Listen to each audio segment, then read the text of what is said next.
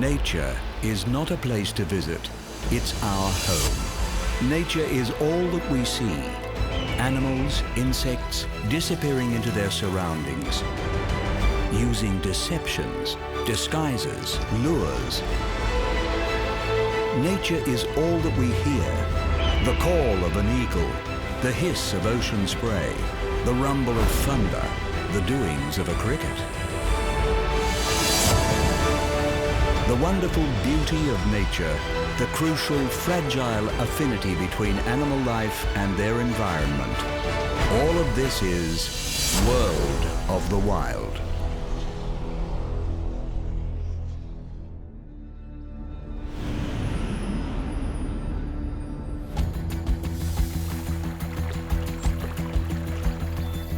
Of the over 70% of our planet covered by water, just 3% is fresh, falling and collecting as rain, freezing as ice, and running again as meltwater. This surprisingly limited resource has shaped a multitude of ecosystems around the world. In this episode, we explore these diverse environments and the wildlife that has evolved in concert with them. We will encounter congregations of great egrets, hunt the waterways with dragonflies, learn the secrets of Platypus, bask with hippopotamuses, and learn the specialties of freshwater crocodiles.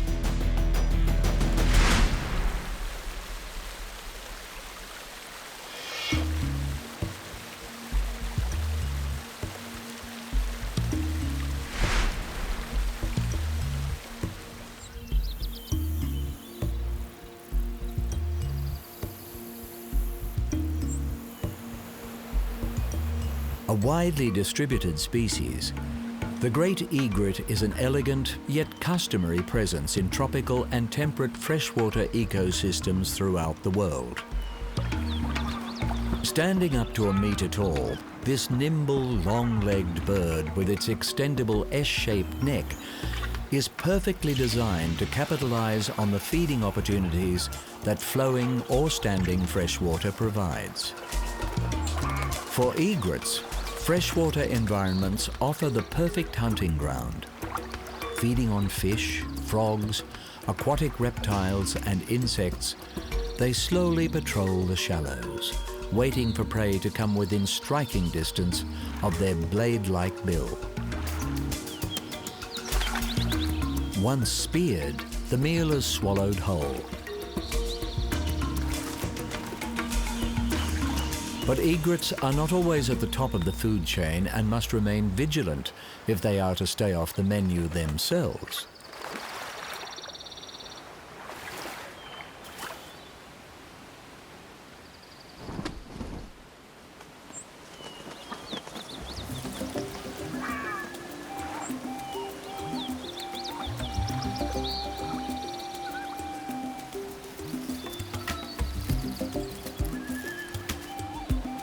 Their stylish appearance is no accident, and egrets preen themselves fastidiously. Their name is a derivation of a French word meaning both silver heron and brush, a reference to the long, wispy feathers that the birds grow during their breeding season in order to perform courtship displays.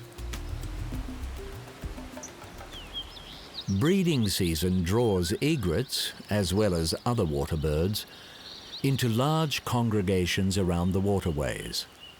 Once a mate is found, the great egret forms a monogamous relationship in which parenting duties are shared. Both sexes construct the nest, a platform of sticks above the water that they will depend upon in order to provide for their young. Even abundant freshwater systems can experience lean times, and dense nesting populations can stretch limited resources even further. For the egret, if the parents cannot deliver sufficient protein to their chicks, aggression in the nest is common. With hatchlings turning on each other, deaths often occur, with the dominant chicks surviving to receive a greater share of whatever food their parents can bring in. A partially migratory species, egrets in the northern hemisphere will join other freshwater birds and fly south to avoid the colder winters.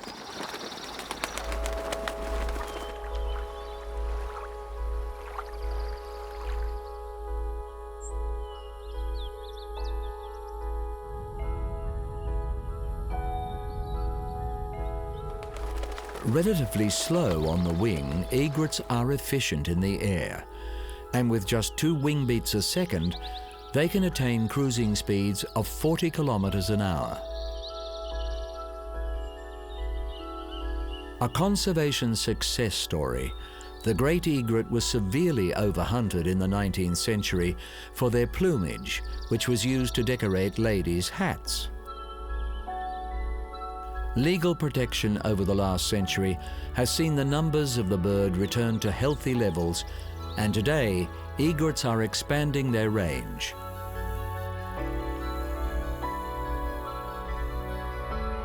While habitat loss is a serious concern to many freshwater species, the great egret appears more comfortable with the human presence and is frequently found in urban bodies of water, demonstrating that this glorious bird is here to stay.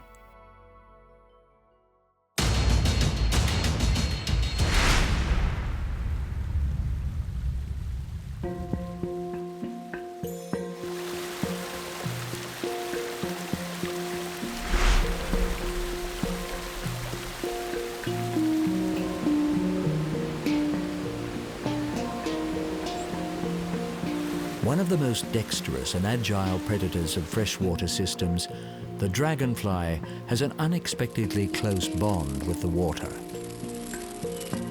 With an estimated 5,000 species spread across every continent except Antarctica, there is no shortage of variety amongst these dazzling insects. Their common features include a heavy body supporting 2 pairs of wings, a long, slender abdomen, and massive, complex eyes that provide incredible vision to assist in both hunting and avoiding predation. But while dragonflies are most commonly known in their winged adult stage, this is only a small part of their life cycle, lasting just a few days or weeks. The vast majority of the dragonfly's life, up to several years, is spent in the water, hidden from view as aquatic larvae.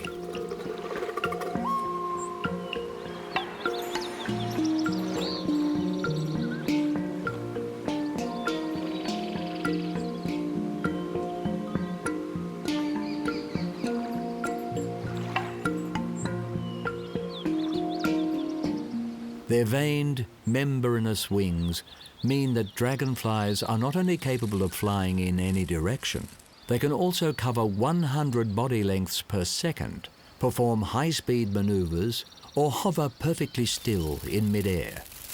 Their flight is so specialized that they will only eat prey caught on the wing.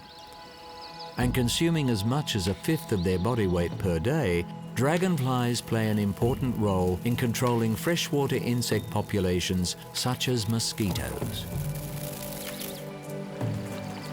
But dragonflies are not the only predators around the waterways, and within a spider's web, their short lives as adults can come to an even earlier end.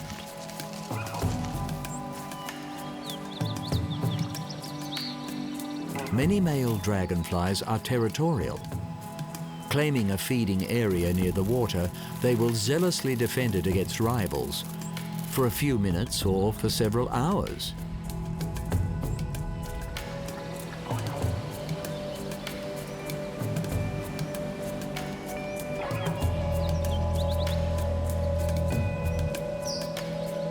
As cold-blooded creatures, dragonflies need to maintain their flight muscles at a suitable temperature, and waterside plants allow them to bask in the sun while surveying for prey.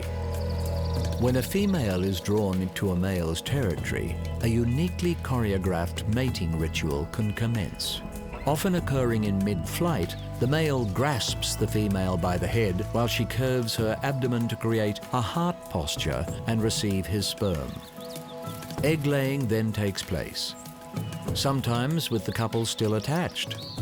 Depending on the species, the female may deposit her eggs directly in the water or inject them into certain aquatic plants for incubation.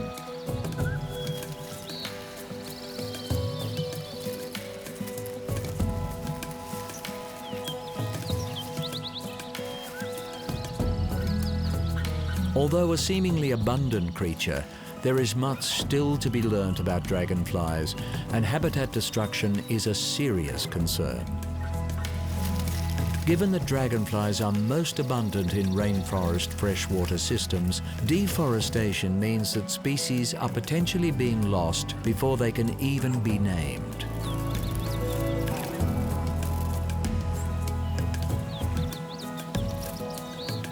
As with so many animals in the natural world, the best policy to preserve them is to preserve the environment they depend on.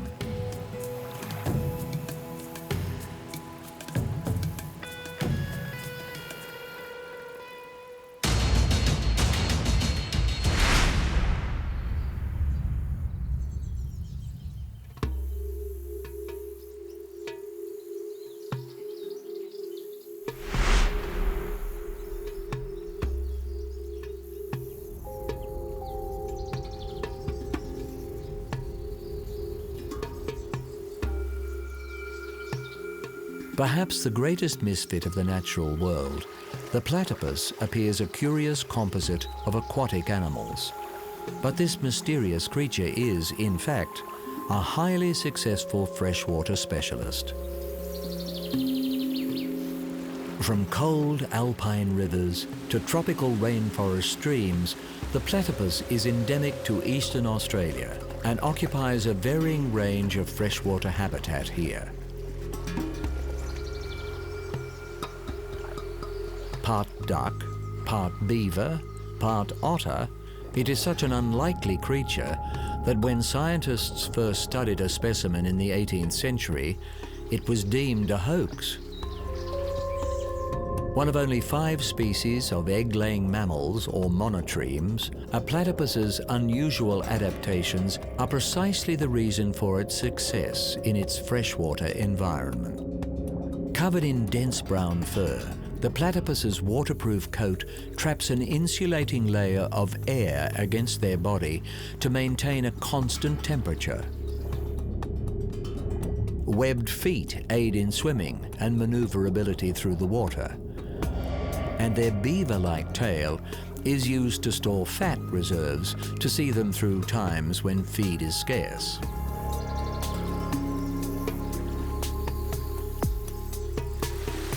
While their rubbery snout appears duck-like, it is a far more advanced sensory organ. Closing their eyes and nostrils during their dives, platypus do not hunt by sight or smell, but through electroreception. Sweeping their bill from side to side, they detect the faint electric fields generated by their prey. Even in the murkiest conditions, platypus are able to locate and dig out their quarry, storing it in cheek pouches before returning to the surface to eat.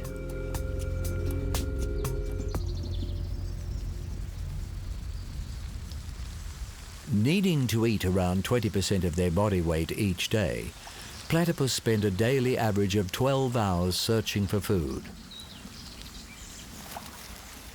With each dive lasting approximately 30 seconds, much of this time is spent on the surface, either floating while breathing through the nostrils on the top of their snout, or resting up out of the water.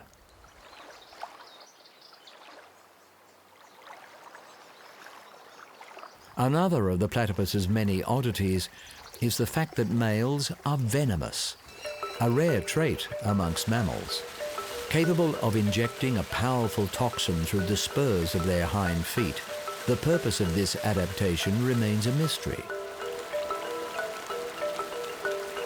The fact that females lack this attribute leads researchers to speculate that it may be used during breeding season as males fight each other to secure mating privileges.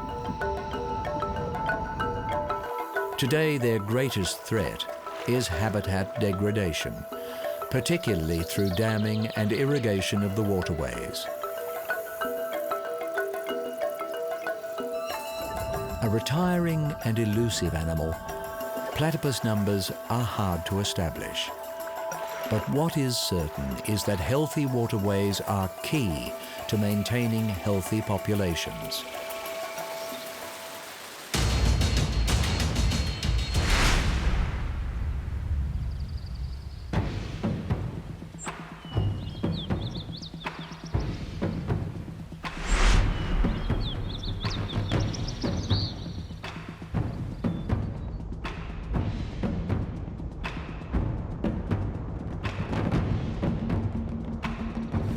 Vital to life on the land, most terrestrial creatures depend in some way on freshwater ecosystems for their survival.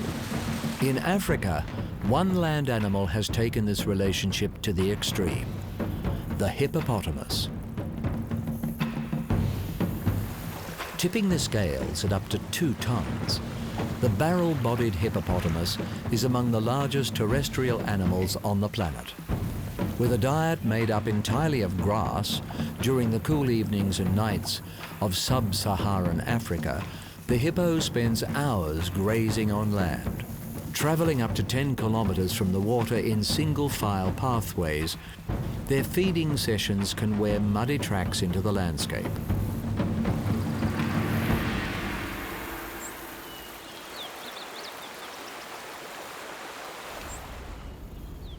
Feeding aside, every other aspect of the hippopotamus's life takes place in or around the water, and they have evolved an array of adaptations to their amphibious existence. With eyes, ears, and nostrils situated on top of their skulls, the hippopotamus is able to keep these sensory organs above the waterline while the rest of the body is submerged. Although their thick, hairless skin secretes a natural sunscreen, hippos depend on the water to regulate their body temperature and will spend 16 hours a day within it, socializing in large herds presided over by a territorial bull.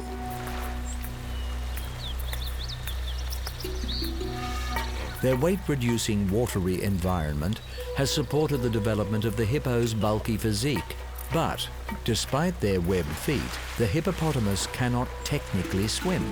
Too dense to float, they remain submerged for several minutes at a time and negotiate deep water by leaping to the surface from the bottom. Unperturbed by their lack of buoyancy, hippos are so comfortable in the water that they can sleep beneath the surface, automatically rising to breathe without waking.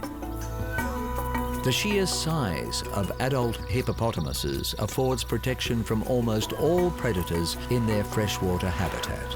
Individually, crocodiles are often forced from hippo-occupied areas. But in rare cases, cooperating crocs have successfully taken down fully grown adults.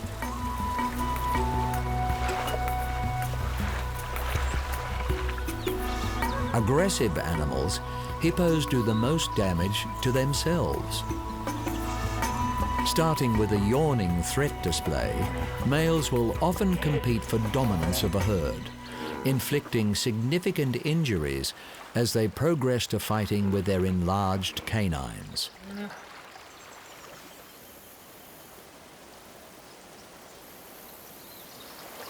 Classed as a vulnerable species, hippo numbers are declining throughout Africa, with their meat considered a delicacy and their teeth a valuable substitute for elephant ivory.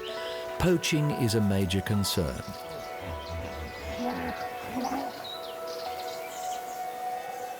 Agriculture is also an issue, with irrigation reducing the waterways. Conservation efforts targeting illegal hunting and habitat preservation are slowing the decline, but more is required to ensure the future of this extraordinary creature.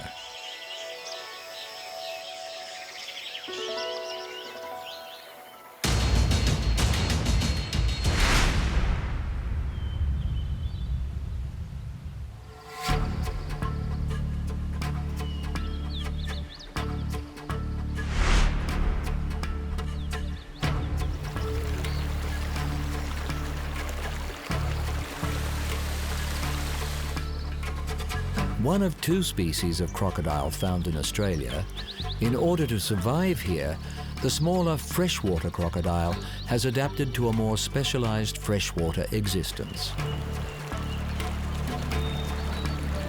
Despite their name, freshwater crocodiles are tolerant of saltwater, but in shared habitat with the larger, more aggressive saltwater crocodile, they are outcompeted, even preyed upon. And while their saltwater cousins are more widely distributed throughout the world, freshies are endemic to northern Australia and have evolved to occupy more peripheral freshwater environments. A modestly sized species of crocodilian, male freshwater crocodiles rarely grow longer than 3 meters and weigh around 70 kilograms. While it is not the top predator within its range, the freshwater crocodile's more compact stature means it can survive in water systems that will not support larger predators, granting it de facto dominance in these niche habitats. Their slender build affords access to areas that saltwater crocs cannot reach, such as arid, rocky, or more elevated freshwater systems. And because freshwater crocodiles are relatively sociable, they can live within these environments in large groups.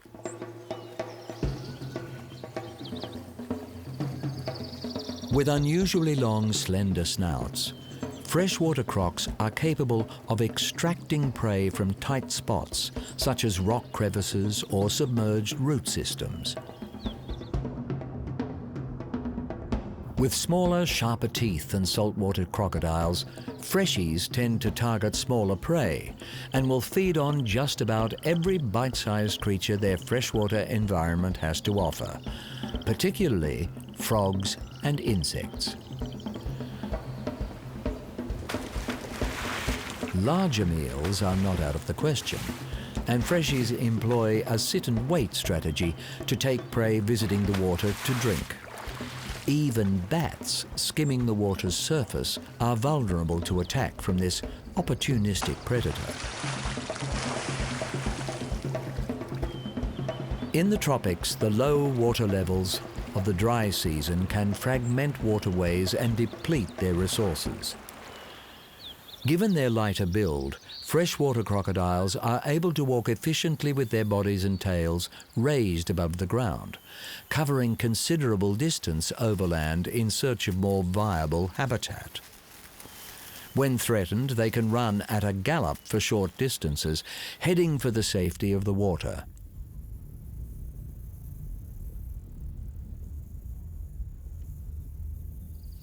Legally protected within their range, freshwater croc numbers are nonetheless declining due to an introduced species of frog. Cane toads were deliberately released in Australia in the 1930s, in a failed bid to control cane beetles within sugar plantations.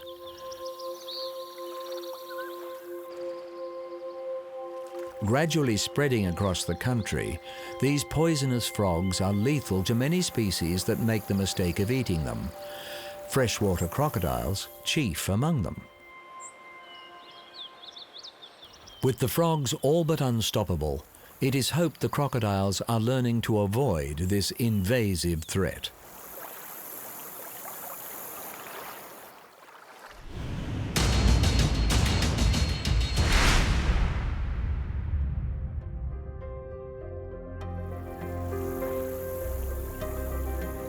A seemingly inexhaustible commodity, freshwater is in fact a scarce presence on our planet.